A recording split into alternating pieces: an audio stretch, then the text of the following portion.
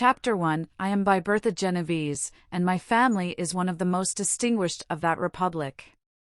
My ancestors had been for many years counselors and syndics, and my father had filled several public situations with honor and reputation. He was respected by all who knew him for his integrity and indefatigable attention to public business. He passed his younger days perpetually occupied by the affairs of his country. A variety of circumstances had prevented his marrying early, nor was it until the decline of life that he became a husband and the father of a family. As the circumstances of his marriage illustrate his character, I cannot refrain from relating them. One of his most intimate friends was a merchant who, from a flourishing state, fell, through numerous mischances, into poverty. This man, whose name was Beaufort, was of a proud and unbending disposition and could not bear to live in poverty and oblivion in the same country where he had formerly been distinguished for his rank and magnificence.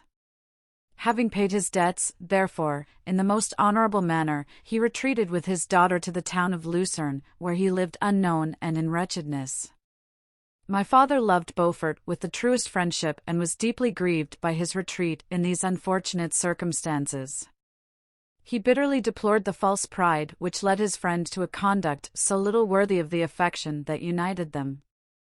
He lost no time in endeavoring to seek him out, with the hope of persuading him to begin the world again through his credit and assistance.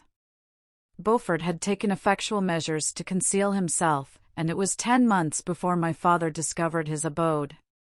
Overjoyed at this discovery, he hastened to the house, which was situated in a mean street near the Reuss. But when he entered, misery and despair alone welcomed him.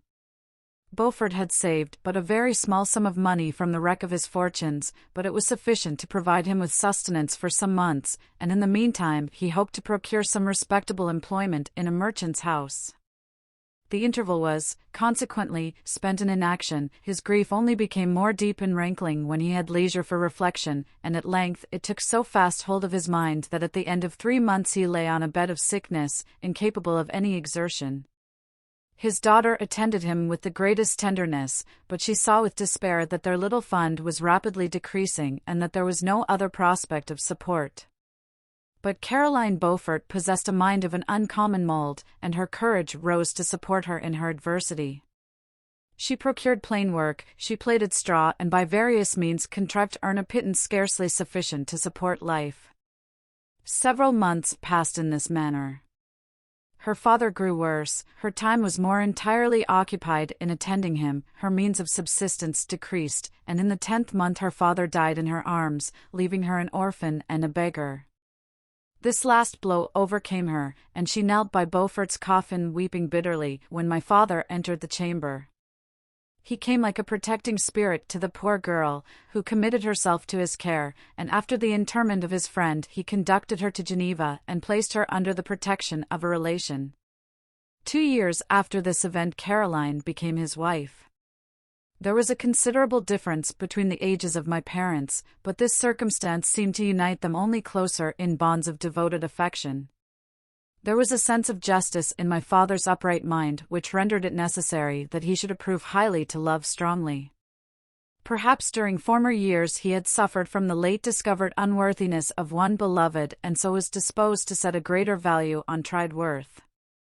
There was a show of gratitude and worship in his attachment to my mother, differing wholly from the doting fondness of age, for it was inspired by reverence for her virtues and a desire to be the means of, in some degree, recompensing her for the sorrows she had endured, but which gave inexpressible grace to his behavior to her. Everything was made to yield to her wishes and her convenience. He strove to shelter her, as a fair exotic is sheltered by the gardener, from every rougher wind and to surround her with all that could tend to excite pleasurable emotion in her soft and benevolent mind. Her health, and even the tranquillity of her hitherto constant spirit, had been shaken by what she had gone through. During the 2 years that had elapsed previous to their marriage, my father had gradually relinquished all his public functions, and immediately after their union they sought the pleasant climate of Italy, and the change of scene and interest attendant on a tour through that land of wonders, as a restorative for her weakened frame. From Italy they visited Germany and France. I, their eldest child, was born at Naples, and as an infant accompanied them in their rambles. I remained for several years their only child. Much as they were attached to each other, they seemed to draw inexhaustible stores of affection from a very mine of love to bestow them upon me. My mother's tender caresses and my father's smile of benevolent pleasure while regarding me are my first recollections. I was their plaything and their idol, and something better, their child, the innocent and helpless creature bestowed on them by heaven, whom to bring up to good, and whose future lot it was in their hands to direct to happiness or misery, according as they fulfilled their duties towards me. With this deep consciousness of what they owed towards the being to which they had given life, added to the active spirit of tenderness that animated both, it may be imagined that while during every hour of my infant life I received a lesson of patience, of charity, and of self-control, I was so guided by a silken cord that all seemed but one train of enjoyment to me. For a long time I was their only care. My mother had much desired to have a daughter, but I continued their single offspring. When I was about 5 years old, while making an excursion beyond the frontiers of Italy, they passed a week on the shores of the Lake of Como. Their benevolent disposition often made them enter the cottages of the poor.